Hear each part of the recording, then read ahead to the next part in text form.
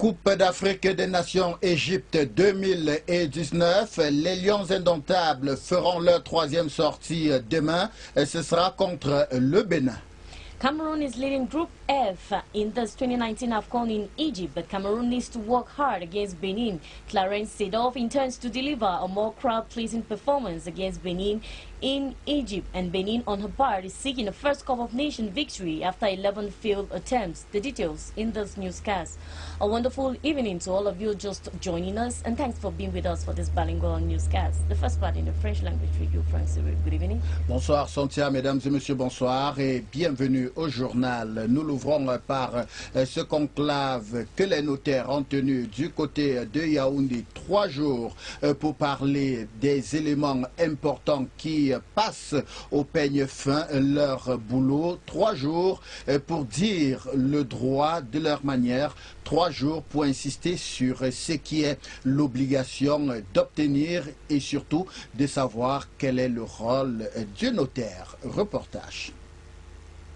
Que 105 notaires et liquidateurs d'études se sont retrouvés à Yaoundé les 27, 28 et 30 juin dernier. Le thème de la rencontre était le notaire et les mutations du droit des affaires. Et il était question pour les notaires de s'approprier les nouveaux dispositifs législatifs se fondant sur le décret numéro 2019-320 du 19 juillet 2019 précisant les modalités d'application de certaines dispositions des lois numéro 2017-010 et 2017-011 du 2 juillet 2017 portant statut général des établissements publics et des entreprises publiques. Ces dispositifs, faut-il le souligner, visent à assurer une meilleure compréhension de ces lois en vue de garantir la performance des établissements publics ainsi que la compétitivité et la rentabilité des entreprises publiques. Les travaux en atelier ont porté sur la pratique notariale et le droit des sociétés commerciales, l'intervention du notaire dans la formation, la construction et l'immatriculation des sociétés et le rôle des notaires dans le règlement des différents contractuels. Pour à savoir, le notaire est un officier public institué pour recevoir tous les actes et contrats auxquels les parties doivent ou veulent faire donner le caractère d'authenticité attaché aux actes de l'autorité publique et pour en assurer la date, en conserver le dépôt et en délivrer des grosses expéditions. Le notaire est nommé par décret du président de la République et le test de nomination est notifié à l'intéressé par le procureur général près la cour d'appel du ressort où le notaire est appelé à exercer.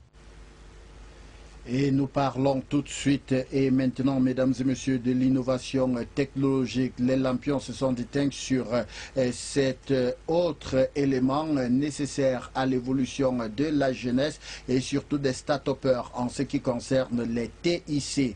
Le prix, le premier prôné par le président de la République et bien évidemment le prix du président de la République a été arraché par l'application AgriTech. Cette application qui va révolutionner le monde des agriculteurs.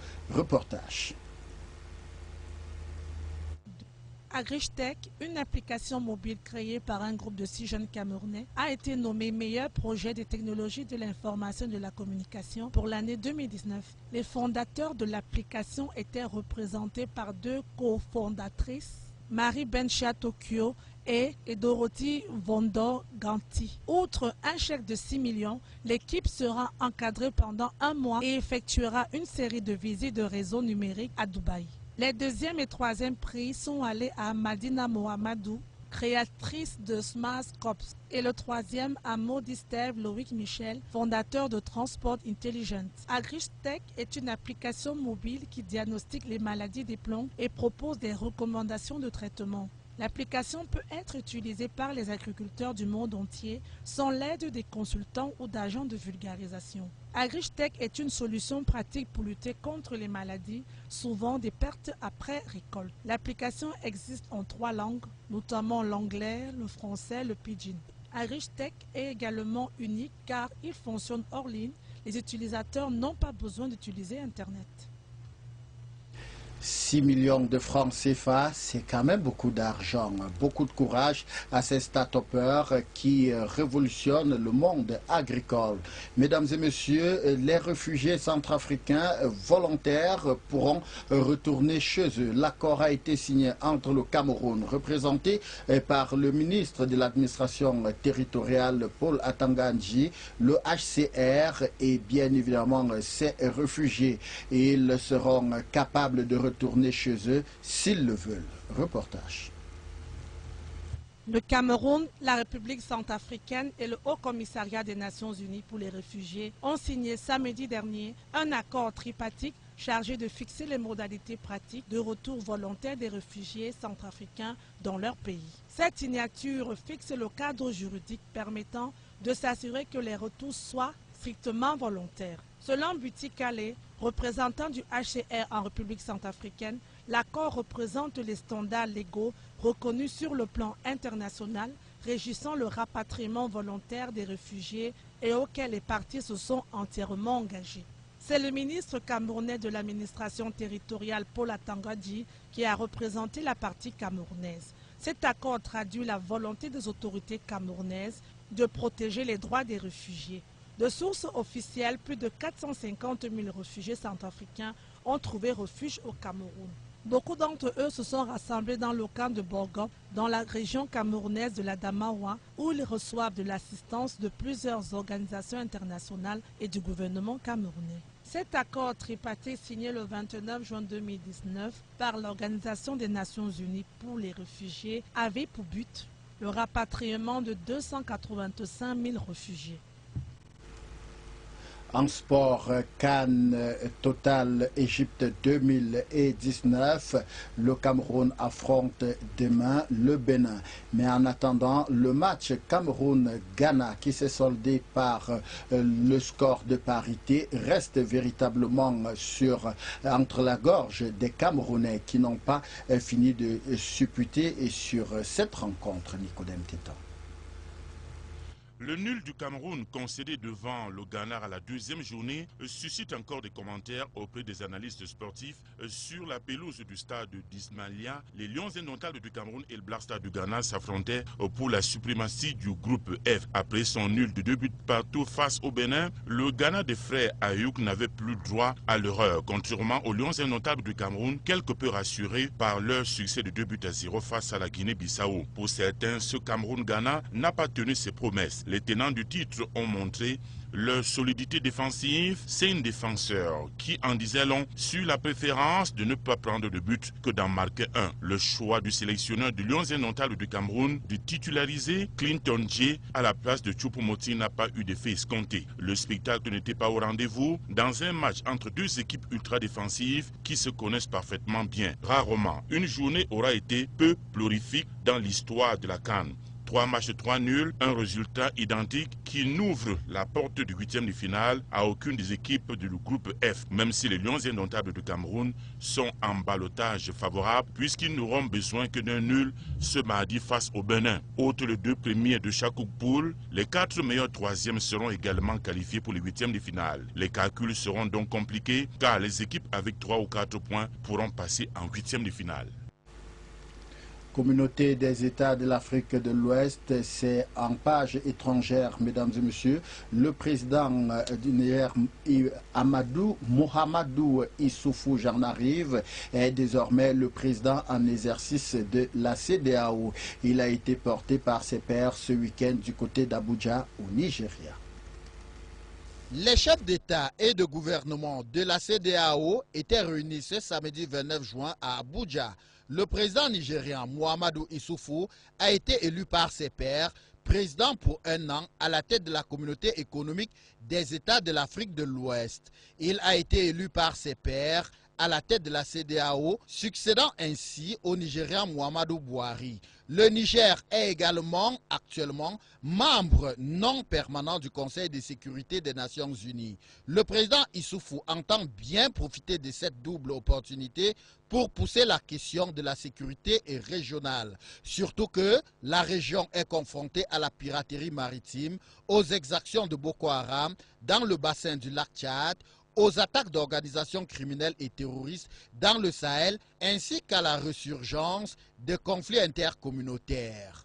La conférence a exprimé sa préoccupation face à la recrudescence de l'insécurité dans la sous-région. Un sommet dédié contre le terrorisme aura lieu à Ouagadougou à une date ultérieure. Au chapitre de la crise politique au Bénin, les chefs d'État de la CEDEAO ont condamné les actes de violence électorale sans toutefois appeler à la création d'une médiation pour la crise. Les dirigeants de la CEDEAO n'ont pas retenu l'hypothèse, pourtant avancée, de demander de nouvelles élections législatives. Le 28 avril dernier, aucun candidat de l'opposition n'avait été autorisé à se présenter, ouvrant une crise post-électorale au Bénin. En Guinée-Bissau, la CEDEAO, médiatrice dans la crise politique qui secoue ce pays, a annoncé que le président José Morio Vaz restera en fonction jusqu'aux prochaines élections présidentielles du 24 novembre. Un nouveau gouvernement sera formé au plus tard le 15 juillet prochain. Le président restera en fonction, mais laissera la conduite des affaires au Premier ministre Aristide Gomez. Sur le plan économique, les dirigeants ont salué l'avancement considérable du projet sur la monnaie commune ECO, dont le logo sera rendu public aux dirigeants lors du prochain sommet à Ouagadougou. Nous sortons de cette page étrangère, mesdames et messieurs, avec la célébration de l'an 59 de l'indépendance de la République démocratique du Congo. Sous forme de manifestation, le président a occupé la pensée des Congolais tout en les invitant à mettre derrière les exactions qui se passent là-bas pour un pays en paix et surtout dans la quiétude totale. Reportage. La République démocratique du Congo a commémoré hier 30 juin 2019 le 59e anniversaire de son indépendance. L'opposition avait prévu manifester sur toute l'étendue du territoire congolais, mais les manifestations ont été interdites et même dispersées pour les plus tenaces. Le président de la République, Félix Tshisekedi, a célébré cette commémoration dans la ville de Bunia. Il a profité pour passer un message fort au peuple congolais. Je vous en supplie, je vous demande avec insistance, arrêtez de vous haïr, arrêtez de vous faire la guerre, de vous entretuer. Prenez cette guerre et jetez-la dans les lieux arides. Le message du président Félix Tshisekedi n'est pas entré dans les oreilles de sourds. Nous voulons que le président implante le tribunal spécial pour l'Ituri pour mettre fait, pour juger tous ces gens qui commettent les crimes en Djougou. Il y a des gens qui cherchent à imputer, à amener la guerre en Ituri, à passer à travers les communautés. Et toutes les communautés de l'Ituri unies savent bien que la communauté Lendu et la communauté Hema vivent la paix. Il n'y a pas une guerre entre les deux communautés. Le peuple congolais a obligation de sortir de cette situation pour continuer à vivre dans la paix et surtout dans l'harmonie totale. Voilà, mesdames et messieurs, c'est ici que se referme la première partie de votre journal. La seconde vous est présentée par Sontia. Sontia, bonsoir. Bonsoir, Francis. Good evening to all our televiewers and thanks for staying with us for the second part of this newscast. In the English language, government has reassured the international community that Cameroon respects international convention which stipulates that only refugees will fully decide to return to their country of origin will be repatriated. The Minister of Territorial Administration, Paul Tanganji, reiterated the fact while signing an agreement for voluntary repatriation of refugees of the Central African Republic. The accord binds the Republic of Cameroon, Central African Republic, and the United Nations High Commissioner for Refugees. The details in this report.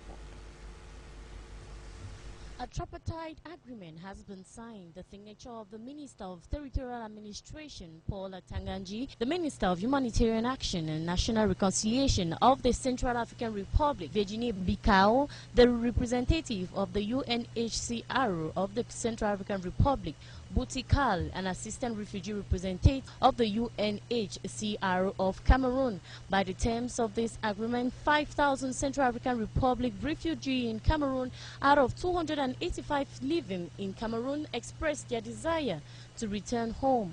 The majority of Central African Republic refugees are in the east, in Adamawa and the north regions of Cameroon. While signing the agreement, the Minister of Territorial Administration emphasized that the country respects international convention that stipulates that only refugees who willingly decide to return to the country be taken back home. The Minister of Humanitarian Action and National Reconciliation for the Central African Republic expressed gratitude to the two heads of state and to the people of Cameroon for hosting the thousands of Central African refugees. The tripartite agreement concludes a process of negotiations that started 2 years ago. On to some other news. The winner of the Digital Innovation Week is known, AgriTech. The award is worth 50 million francs CFA, special prize of the President of the Republic. This project detects plant disease and offers both chemical and physical solutions. Details with Bane Tungwe. Prize goes to, you guys met them, AgriTech.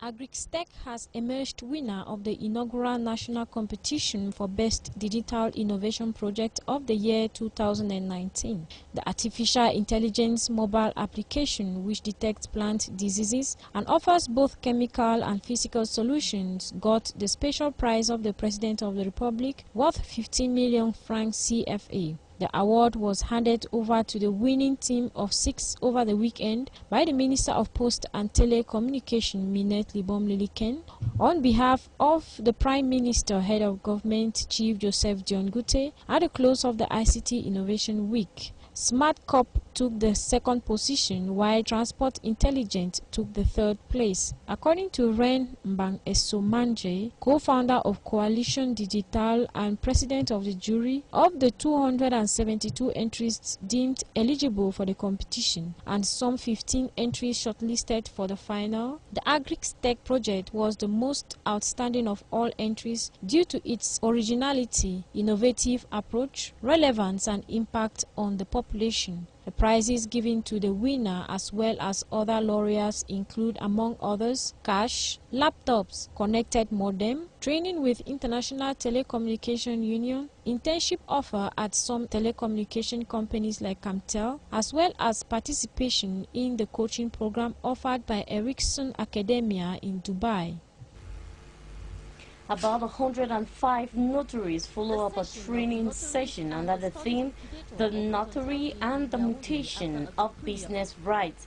This initiative is meant to enable the notaries to apprehend the new dispositions of the legislation. Let's have more in this report. The session of notaries and the studies liquidator opened on Thursday in Yaoundé after a decree of July 19, 2019, bearing general status of public establishment and enterprises. For the notaries who accompanied users each day in the right of businesses, it was time to better understand the text to know what to do at each time. The works at the workshop were based on 3 modules: the notary's practice and rights of commercial society, the intervention of a notary in the training, construction and immatriculation of society, and the rules of a notary in the regulation of contract. While opening these works in the name of the Ministry of State, Minister of Justice, Madame Elise Mana, greeted the promptitude with which the 105 notaries and studies liquidator of the chambers reacted to the decree, which is meant to ameliorate the professional competence of its members. We now move to our sports page. Without any transition, there were no goals exchanged as Cameroon and Ghana maintained their unbeaten records in the African Cups of Nations. Cameroon coach Clarence Seedorf, however, hopes the African Cup of Nations trophy holders can deliver a more crowd-pleasing performance against Benin this Tuesday. More of this with Issa Rene. Built as a highlight or heavyweight for the 36-match group phase in Egypt, Cameroon versus Ghana failed to produce the excitement the fixture is known for. Seeking to defend their 5th title in a bid to acquire the 6th, Cameroon tops Group F with 4 points. 4 times champions, Ghana is second with 2 points, Benin 1, and Guinea-Bissau rock bottom with 1 point and a 2 goals deficit. Coming into the match, Cameroon effected 4 changes from the side that rattled Guinea-Bissau Bissau seeking for a second consecutive victory to clinch the title holders a direct qualification into the knockout stages of the tournament. Most noticeably absent was the skipper Choupo-Moting, with the national side lacking a reliable finisher. Making matters even worse is the wayward finishing of 2017 man of the tournament Christian Bassogog, with fans' favourite Njie Clinton failing to make his presence felt. Rugged at defense, both sides conjured brilliant defensive masterclass, but the highlight of the match was substitute Owusu's long-range attempt that rattled the Cameroon bar. Moments later, Andre Onana would be called to action as he denied Yadiom's attempt at 4 betters. The African giants share the spoils, but the champions are on top with 4 points. Ghana and Guinea-Bissau occupy the 2nd and 3rd spot respectively, while Benin, Cameroon's next opponent, is rock bottom with 1 point. So far, no team in Group F is qualified for the knockout stages. We now move to our forum page. The Democratic Republic of Congo yesterday celebrated 50 years of independence. The DRC gained independence from the Belgian government on June 30th, 1960. Presiding at the event, the president called on all citizens to be peace agents, especially in the eastern part of the country. Betty Limunga, give us a recount. As the Democratic Republic of Congo yesterday celebrated 50 years of independence, the President Felix Tshisekedi, however, used the occasion to overturn the country's image of chaos, endless war and bad governance. Saturday eve of the celebrations, workers were still frantically repairing facets on the main boulevard of the capital city Kinshasa, despite starting the job 18 months back. The Democratic Republic of Congo, once the personal property of the Belgian king, the DRC, a vast country 2/3 of the size of Western Europe, with a huge mineral wealth, gained independence from Belgium on June 30, 1960. 50 years of independence, many Congolese citizens are still on the opinion if the years of independence have been any kinder than 80 years of brutal colonial rule. Our population, the Congolese community, might be in 400,000 among 400,000, I think, because we are refugees, some are refugees, some are residents. Our main cause of migrating in Uganda, it was the Udawo. You know, the eastern part of Congo is having war and insecurity. To reduce the wars in Congo, I think the government of Congo should be cooperating with the neighbors. And since the new president, the President Tshisekedi, is looking to enter the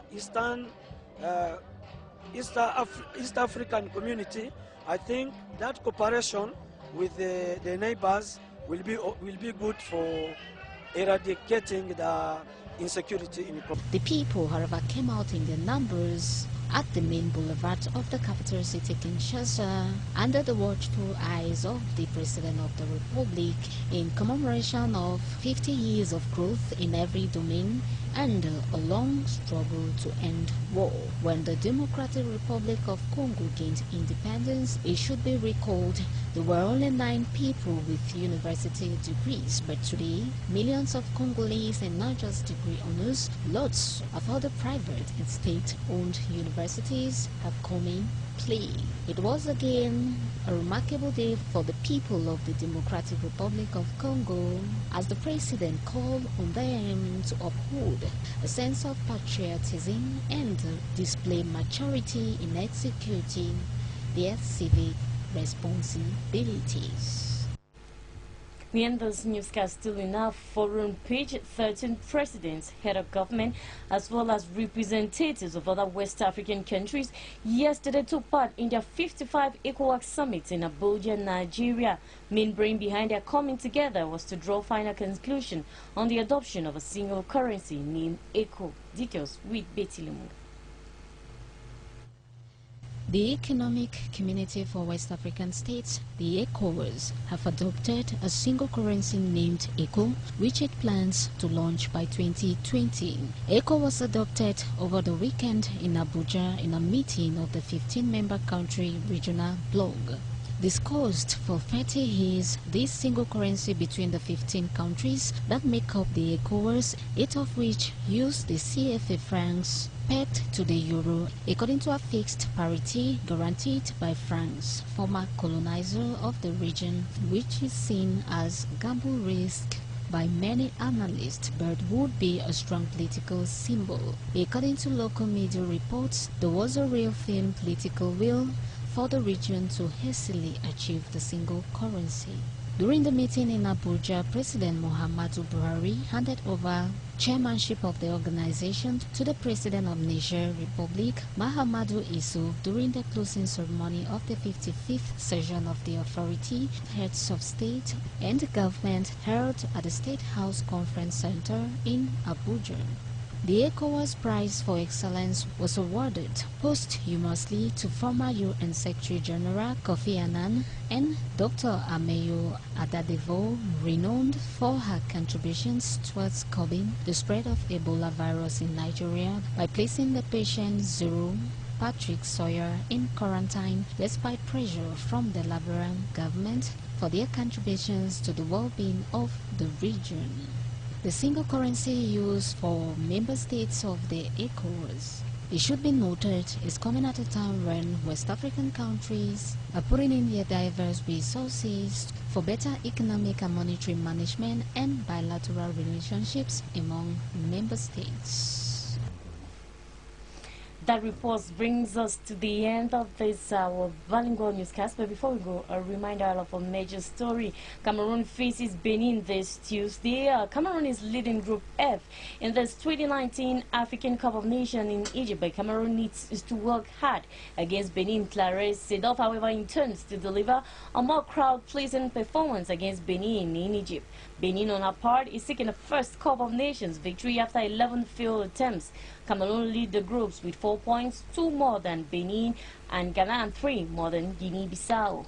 Le troisième match sera demain contre le Bénin. Mesdames et messieurs, nous souhaitons beaucoup de courage aux Lions indomptables du Cameroun. Et c'est ici que nous refermons bien évidemment votre 19h30. Demain sera un autre jour.